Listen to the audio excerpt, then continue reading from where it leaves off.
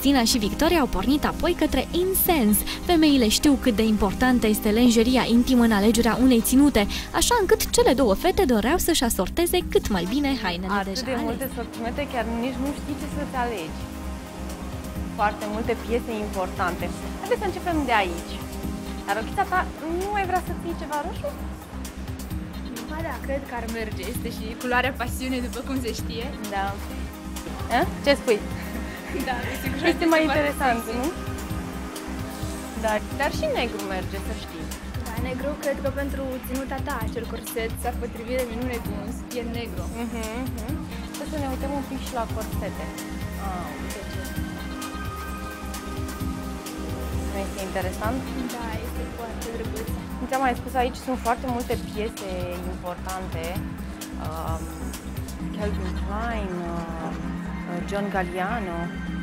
Și știai că cea mai scumpă lenjerie din lume a fost creată de Victoria's Secret, a fost roșie, s-a numit Red Hat Fantasy și a fost vândută pentru suma de 15 milioane de dolari. A intrat, bineînțeles, în cartea recordurilor și a fost prezentată la inaugurarea unui nou magazin de-al lor pe Broadway.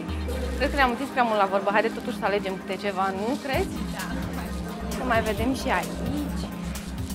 Da, foarte drăguțe, sunt foarte interesante, conturează bine bustul. Ți-ai ales deja? Da. Pentru care vreau acesta. Oh! Probezi? Să vedem cum îți stă? Da.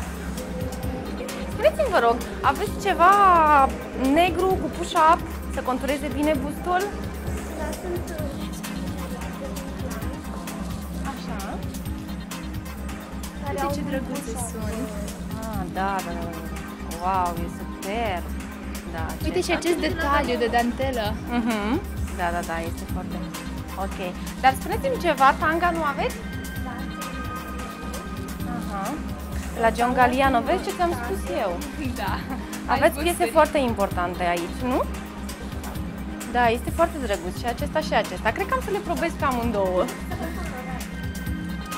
Eu știu ce aș vrea să achiziționez, un capoțel sau chiar ceva de dormit. Ia să vedem, uite aici la pijamale. Toate de la Calvin Klein. Uite ce drăguță e! Da, și eu am pus ochii pe ea. Chiar e super drăguță aceasta. Ok, eu probez acesta. Tu? Eu mi-am ales pe roz. Hai să mergem, să probăm.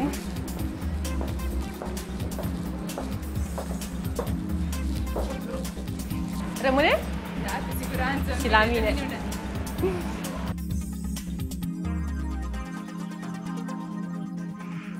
După cum ați văzut, timpul petrecut la Insense a fost cu folos.